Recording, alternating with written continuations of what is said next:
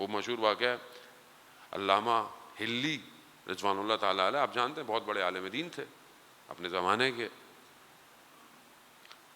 کربلا جاتے تھے اکثر شب جمعہ، کربلا اللہ کے ذریعے سے ہوتے ہوئے جاتے تھے.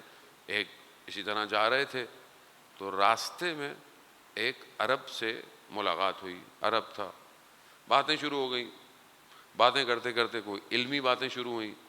علامہ ہلی نے دیکھا کہ بھئی یہ بہت با علم شخصیت لگتی ہے، کون ہے؟ خود علامہ ہلی کیا تھے.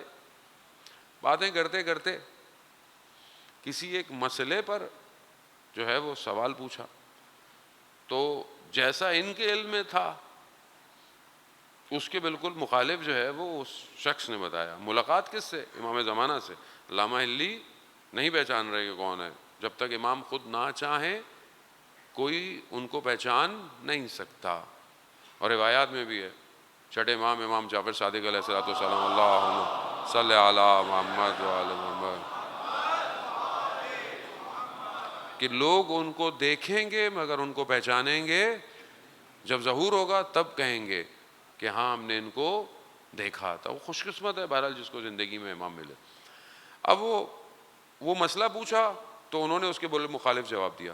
تو انہوں نے کہا کہ جی فلاں عالم میں فلانی کتاب کے اندر علامہ علی نے کہا کہ یہ مسئلہ تو نہیں ہے. کہا نہیں، یہ انہی کی کتاب میں حدیث میں ہے. کہا میں نے نہیں پڑھا. کہا تمہاری لائبریری میں فلانی جگہ پر وہ کتاب پڑھی ہے، اس کے اتنے صفحے پلٹنا، اس میں فلانی حدیث ہے، اس کے اندر یہ ہے. اب جب اتنا ڈیٹیل انہوں نے سنا تو انہوں نے فوراً سوال کیا کہیں یہ تو نہیں، یہ امام تو نہیں ہے.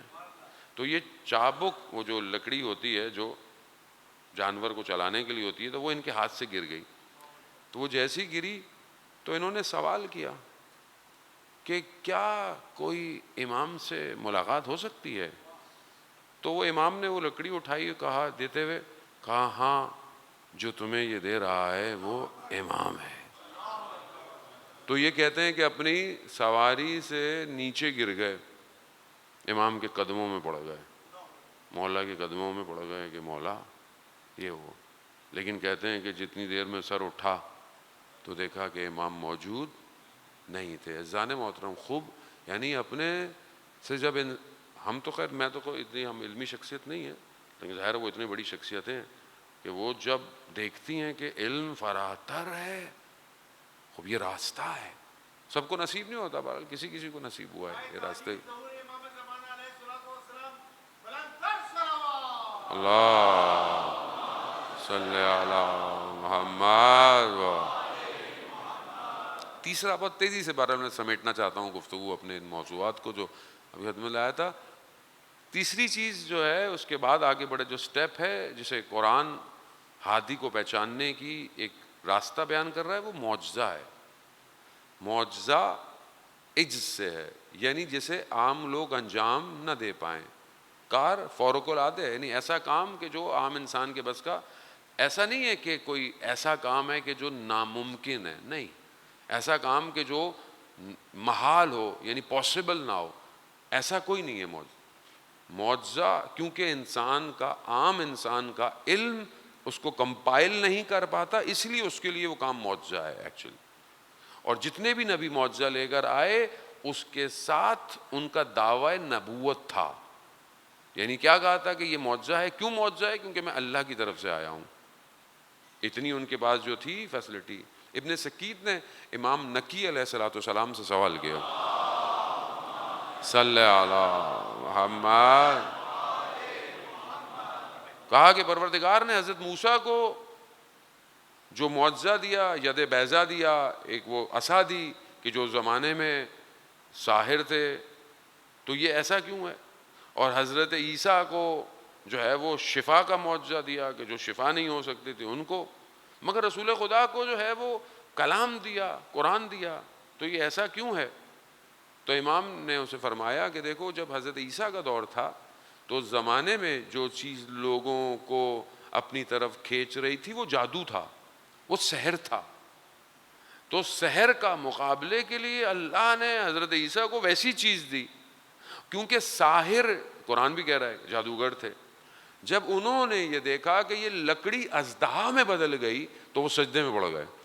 کیوں؟ کیونکہ وہ جادوگر جانتے تھے کہ یہ سحر نہیں ہے, یہ سحر, اسی لیے موسیٰ کے رب پر ایمان لے آئے. کہا حضرت عیسیٰ کے دور میں فلج, بیماریاں انسان کو دبا رہی تھیں, ختم کر رہی تھیں, تو اللہ نے انہیں شفا کا معجزہ دیا. شفا خدا کے ہاتھ میں ہے, باذن اللہ ہے. یہ جو ہم بھی دوائی یا گولی کھاتے ہیں, یہ دوائی اور گولی میں شفا نہیں ہوتی, شفا خدا کی طرف سے ہے. لیکن اس کا مطلب یہ نہیں کہ اب آپ لوگ دوائی نہ کھائیں, بولیں جی مولانا صاحب نے بولا ہے تو ہم تو نہیں, ایسا نہیں ہے. اسباب پورے کرنے ہیں, آپ نے چیزیں پوری کرنی ہے, اپنا خیال کرنا ہے, لیکن کہاں سے شفا ہوگی؟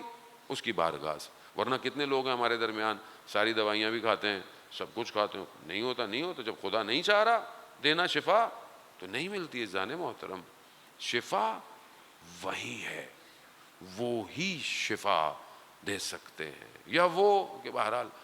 اب رسول خدا کو جو معجزہ دیا, اس زمانے میں لوگ شاعر تھے, ادیب تھے, بلاغت بہت زیادہ تھی عرب میں, تو اللہ نے اسی زمانے کے حساب سے ان کو کیا دیا؟ قرآن. لیکن قرآن صرف اس زمانے کے لیے نہیں رہا, قرآن قیامت تک کے لیے جاوداں ہے.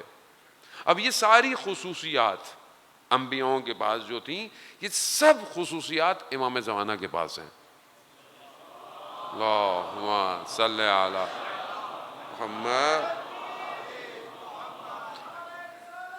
یا رسول اللہ, یا اللہ صلی علی محمد. اب یہ معجزہ ہو گیا, یہ سب نبوت کے ساتھ. ائمہ کے آپ نے معجزات دیکھے, آپ ان کی زندگی میں سنتے بھی رہتے ہیں, پڑھتے بھی رہتے ہیں. لیکن ایسا نہیں تھا کہ یہ معجزات ان کی شخصیت کی بلندی کے لیے, ان کی شخصیت ان سے بہت بلند تھی. ان کی شخصیت یہ صرف اس لیے تھا کہ جو لوگ نہیں مان رہے, جن کو دکھانا ہے, ان کے لیے ہے.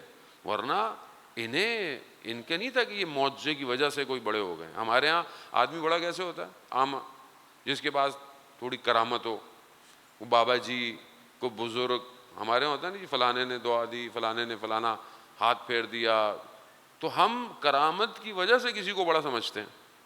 جیسے بہت سارے لوگ آ کہتے ہیں بھئی آپ اتنی بڑی شخصیت ہیں تو ہمارا یہ کام کر دیں, ہمارے لیے کر دیں, اور نہیں کیا تو کیا مطلب ہے؟ آپ بڑے ہی نہیں ہیں. اس کا مطلب ہے کہ ہماری دنیا ایسی ہے, وہ ایسا نہیں ہے. ان کے یہاں کمال بندگی ہے, جتنا عطا ہو رہا ہے اتنا جھکتے جا رہے ہیں. فرق ہے الہی نظام میں اور دنیا کے نظام میں. رسول خدا فرماتے ہیں فقری فخری, یہ جو میری محتاجی ہے تیری بارگاہ میں, یہ میرا افتخار ہے.